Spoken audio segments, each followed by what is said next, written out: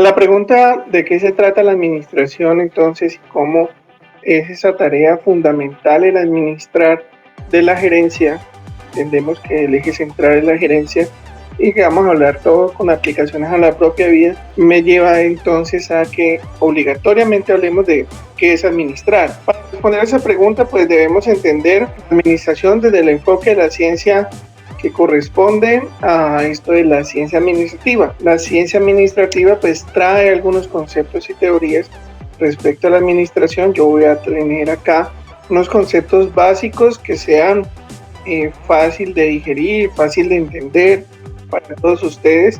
El primer concepto es de uno de los libros que más se estudia en las universidades para temas de administración de las empresas, y es que Chavenato nos dice que la administración es un proceso. Entonces, si de pronto te sale en el formulario de evaluación, ¿qué es la administración? La administración es un proceso. Todo proceso pues consta de ciertas etapas. La administración como tal, digamos que uno de los conceptos que más se adopta, que más se acepta, es el que consta de 4 etapas. 4 etapas que serían entonces desde el planear, organizar, dirigir y controlar. ¿Qué cosas? Pues una serie de recursos que, hablando de nuestra vida propia, de nuestra vida cotidiana, pues estaríamos hablando de recursos como el dinero, como los recursos materiales que tenemos a nuestro alrededor, nuestros bienes. Bueno, hay quienes que dicen que el tiempo no es un recurso, pero digamos que el tiempo sí debe saberse distribuir o saber planear como qué es lo que vamos a ejecutar ahí en el tiempo. El tiempo, pues para mí es un recurso limitado, es algo muy importante.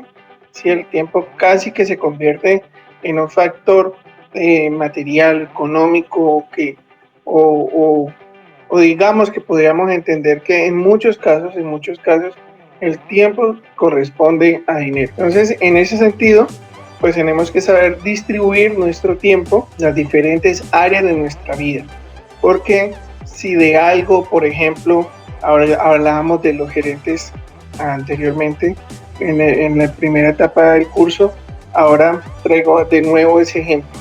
Si un buen gerente de una empresa dedica mucho tiempo a su trabajo, dedicación, y le va muy bien y alcanza esos objetivos organizacionales, ¿por qué en su vida cotidiana, en su vida personal, no logra tener éxito? ¿Por qué fracasa sentimentalmente? ¿Por qué fracasa en sus finanzas personales? ¿Por qué no le alcanza el tiempo para lo personal? Sería la pregunta, ¿no? Entonces, este primer concepto, para que lo apunten ahí, otro de los libros que más se estudia en la administración es el de Robbins. Allí se dice que la administración, aparte de las 4 etapas que vimos anteriormente, le agrega una función más, y es la de coordinación. También aparecen las palabras eficiencia y eficacia, que la vamos a ver más adelante. Eficiencia más eficacia es igual a efectividad. Más adelante entonces estaremos, o en la parte final del curso, les estaré diciendo cómo una buena administración nos lleva a ser efectivos. Todos tenemos las mismas 24 horas y vemos que algunas personas son más efectivas que otras. O sea que hay personas que logran alcanzar sus metas y otras que no. ¿Por qué? Si tenemos la misma cantidad de tiempo. La respuesta está en cómo gestionan su vida, cómo gerencian su vida. Aquí hay otro concepto que dice que la administración se encarga de estructurar y utilizar esos recursos que tenemos a su alrededor. También podríamos hablar allí, hablando de la vida cotidiana, de cómo estructuramos y utilizamos nuestras habilidades, dones y talentos. Allí va a ser muy importante poder entender cómo podemos aprovechar de mejor manera esas habilidades, dones y talentos, para que nos ayuden entonces a hacer mejor las cosas y podamos tener éxito en lo que nos proponemos. Continuamos entonces con concepto de Díez de Castro, Cía Jiménez Señarier, que dice que la administración es el conjunto de funciones o procesos básicos. Acá lo que hacen es agregarle al proceso que veíamos anteriormente la palabra coordinación antes del control.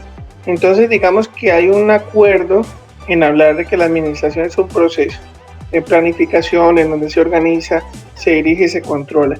Esas 4 funciones, esas 4 etapas configuran lo que es gerenciar una empresa. Y por qué no, estaríamos hablando de cómo configurar la gerencia de nuestra propia vida.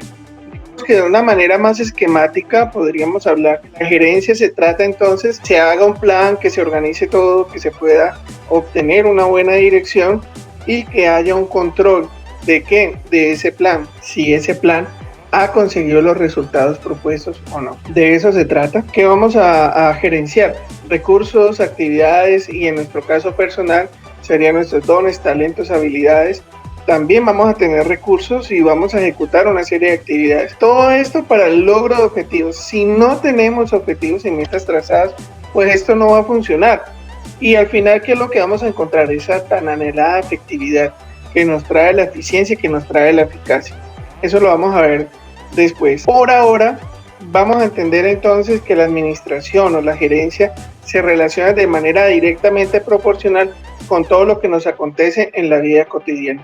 Así debemos entender la administración. Digamos que como administrador de empresas y como docente, siempre me he encargado de que podamos aterrizar los conceptos de la administración a nuestras propias vidas con los estudiantes para poderle dar un poco más de sentido de coherencia a todo esto que estamos estudiando, a todo lo que aprendemos y a todo lo que podemos aplicar a través de esto. ¿Por qué? Porque si es importante alcanzar metas, objetivos, dinero, cosas materiales, etcétera, para los objetivos y metas de una empresa particular, de una organización, para mí tiene mucho sentido que las personas podamos aplicar esos principios de la administración a nuestra vida, a nuestro acontecer diario, y que eso nos nutra y que nos permita ser mejores personas, tener un impacto positivo en la sociedad, alcanzar nuestras metas personales, familiares, sentimentales, financieras, espirituales, religiosas,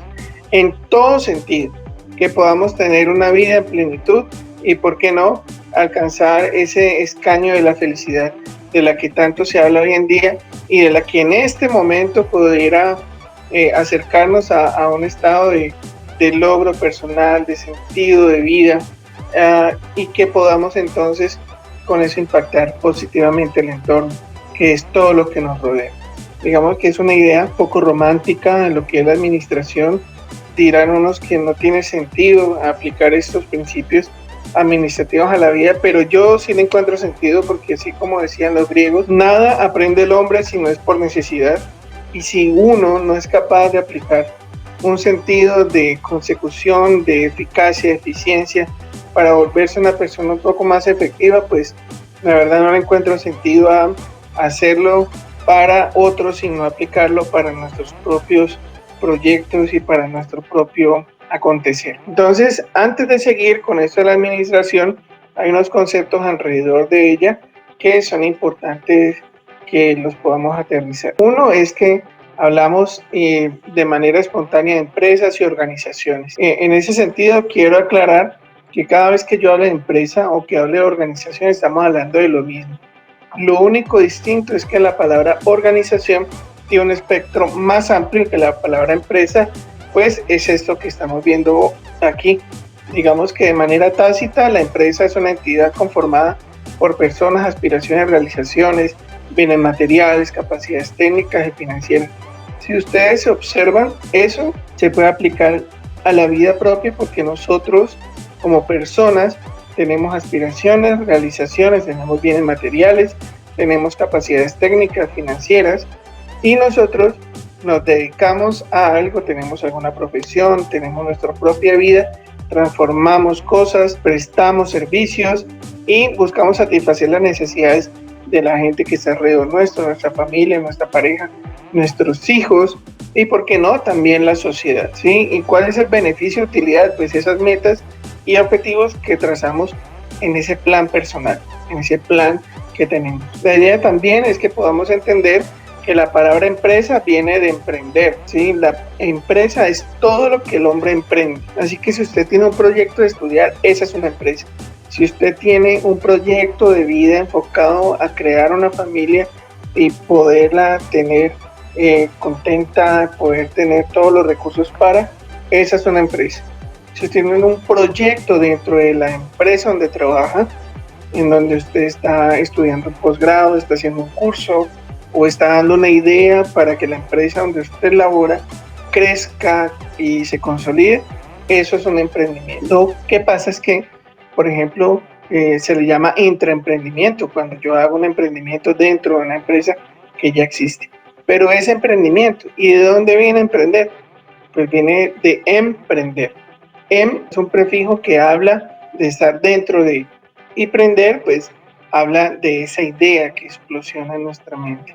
¿Sí? Ese momento en donde tenemos una idea. Entonces se han visto que se manifiesta en algunos cómics o películas en donde pum, se enciende un bombillo. Pues ese encender un bombillo es un acto creativo, ¿sí? Y ya lo veíamos al principio, que ¿de dónde viene la creatividad? La creatividad viene de la imaginación, y a su vez la imaginación viene del desarrollo emocional de cada ser humano, de ese crecimiento interior que tiene. Bien, y como les contaba, entonces las empresas y las organizaciones son sinónimos. Lo único es que la palabra organización tiene un espectro más amplio e incluye empresas que necesariamente pues están por fuera de los intereses económicos, como las del tercer sector, donde digamos que están las ONGs, las organizaciones no gubernamentales, las fundaciones, las corporaciones, empresas que no tienen un sentido económico para una persona en particular, sino que son organizaciones creadas para que todos sus resultados económicos sean redistribuidos entre la misma razón de ser de la organización dentro de esos mismos propósitos. No obedecen a un propósito particular o grupal, sino que pertenecen a un espectro en donde todos los intereses económicos y todas las ganancias se reparten entre la misma razón de ser de la organización. Entonces a eso se le llama organización, y por eso digamos que se puede distinguir un poco de lo que es la palabra empresa. También pues están los conceptos de eficiencia y eficacia, que es la sumatoria de lo que se llamaría efectividad. La administración está relacionada entonces con esa efectividad que podemos tener en la vida cotidiana, y por eso es muy importante que prestes atención a lo que se denomina administración como tal, para poder entender cómo ser una persona altamente efectiva, cómo poder aplicar esos principios de la gerencia en nuestra vida y tener un poco mejor resultado dentro de lo que conocemos como vida cotidiana. Si tenemos las mismas cantidad de horas que las personas que tienen éxito, si tenemos los mismos dos brazos, los mismos dos ojos, ¿sí? Si estamos con salud y si tenemos potencialidad intelectual, porque vemos que a veces gente que tiene incluso alguna deficiencia o que carece de algún brazo, o no pueden caminar, no pueden ver, tienen desarrollados esos talentos a favor de sus metas personales y alcanzan éxito dentro de lo que hacen. ¿Qué es lo que nos diferencia de ellos y por qué ellos se han podido y nosotros no lo hemos alcanzado? Son algunas de las preguntas que hay. Pues ese tipo de personas han desarrollado en su interior una serie de aspectos que motivan, que generan esa amplia necesidad de alcanzar cosas y de impactar la vida de los demás. Así que en ese impacto, en ese querer impactar positivamente la vida de otros, pues está relacionado mucho la capacidad de liderazgo que genera la persona en su espectro, en su empresa, en su vida propia. Sí, ese crecimiento interior tiene que ver con el liderazgo. Y pues el factor motivación va a ser muy importante. La cultura que está a nuestro alrededor y que hemos adoptado nosotros también tiene gran protagonismo, como lo voy a comentar más adelante, y el aspecto de las habilidades de comunicación va a ser interesante que se pueda atender. Y en eso de la comunicación, pues es muy importante que tú, como persona que quiere aplicar principios de gerencia a tu vida cotidiana y que quieres alcanzar cosas, pues la habilidad de hablar en público pues, es algo que es fundamental y esencial para que se puedan alcanzar cosas en la vida. Así que recomiendo mucho el adquirir esas habilidades y que las puedas aplicar, para que también los aspectos de esa capacidad de desarrollar trabajo en equipo, de relacionarme con las personas, de mejorar esas relaciones interpersonales, puedan mejorar y puedan ser útiles a nuestros mismos propósitos. Te voy a dejar con un video que habla acerca de la comunicación y que te va a ayudar un poco a entender más por qué es necesario adquirir esas habilidades. La comunicación. ¿Tiene más sencillo? Esta es una pregunta que puede tener múltiples interpretaciones, dependiendo de quién la reciba. Ese es uno de los aspectos centrales de este asunto comunicativo que trataremos en este capítulo. Por ejemplo, en un día como hoy en alguna empresa debe estar sucediendo algo. Se está presentando algún inconveniente o algún conflicto a causa de los malos entendidos, frases, palabras, gestos o diferentes aspectos relacionados con la comunicación, ya que es un hecho transversal en todo lo que ocurre y deja de ocurrir en una organización. La comunicación es un factor central en el ámbito organizacional.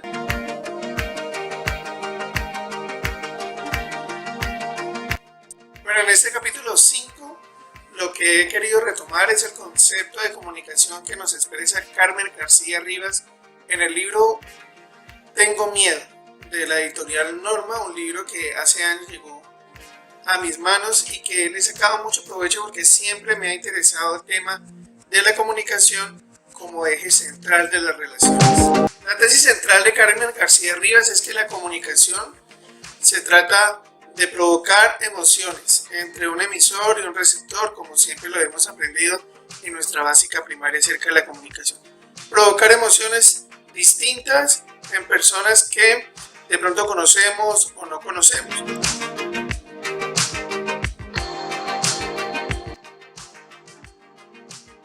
Carmen García en su libro lo que hace es dividir el hecho comunicativo en 4 partes. 1. El mensaje que transmitimos, es decir, todo lo que decimos, lo que escribimos, y hasta allí todo está bajo nuestro poder, porque nosotros tenemos la oportunidad de pensar, repensar, reescribir y de evaluar qué es lo que decimos. Hasta ahí todo va bien. La segunda parte es cómo lo transmitimos, entonces si es verbal, si es escrito, si es de manera gestual, o sea, el cómo también hace parte de nuestra gestión. Como comunicadores lo podemos elegir, lo podemos seleccionar.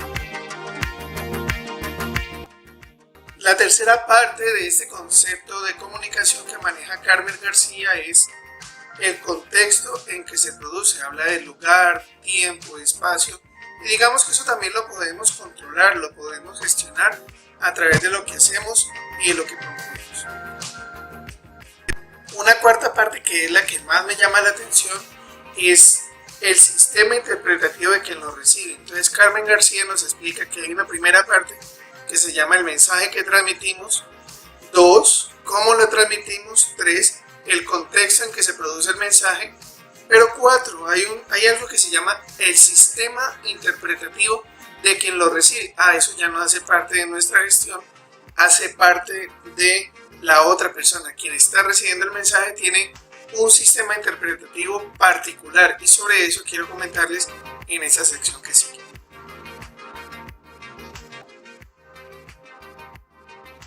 Me llama mucho la atención este concepto que dice: comunicarse es un fenómeno social que tiene a su cargo la labor de ese pegamento entre el mensaje y el destino.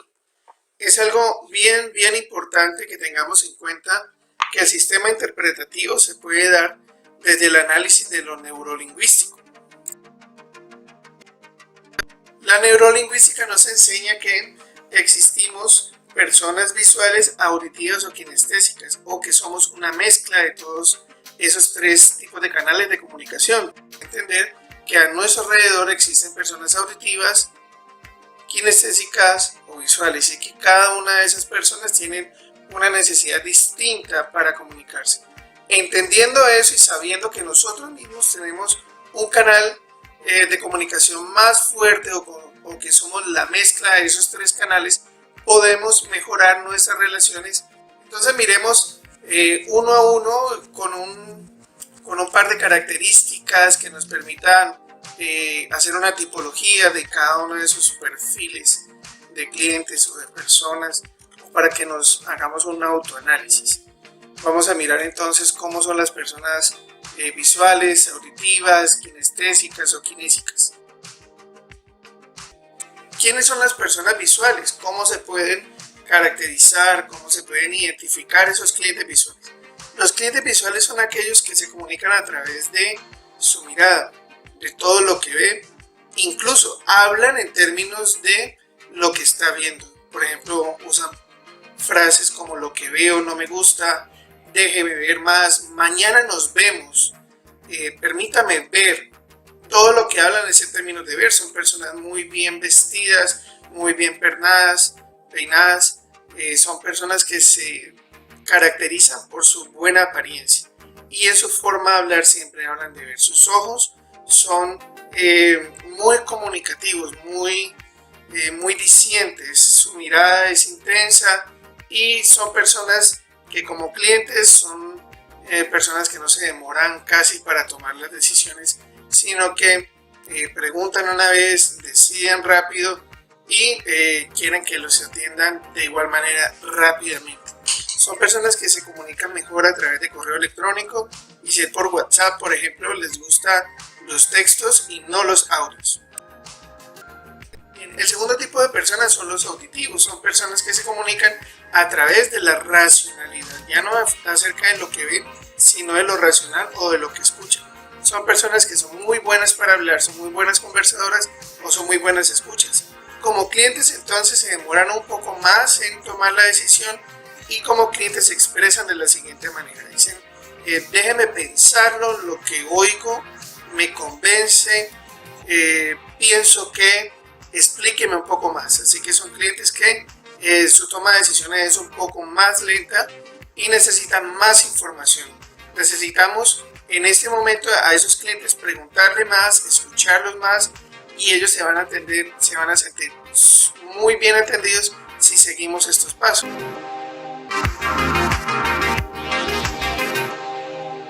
Muy bien, llegamos al tercer tipo de clientes o el tercer canal de comunicación, que es el kinestésico. Tenemos en el cuerpo el órgano más grande de los sentidos, que es la piel. Estas personas les gusta tocar los productos, les gusta palpar, son personas que también son muy emotivas. Entonces, si bien los visuales son personas muy rápidas para tomar la decisión, los auditivos se demoran un poco más. Estos kinestésicos les gusta tomar las decisiones por sus emociones. Entonces es muy importante impactar sus emociones, y utilizan frases como no me siento bien o me siento muy bien con usted, siento que, me parece que.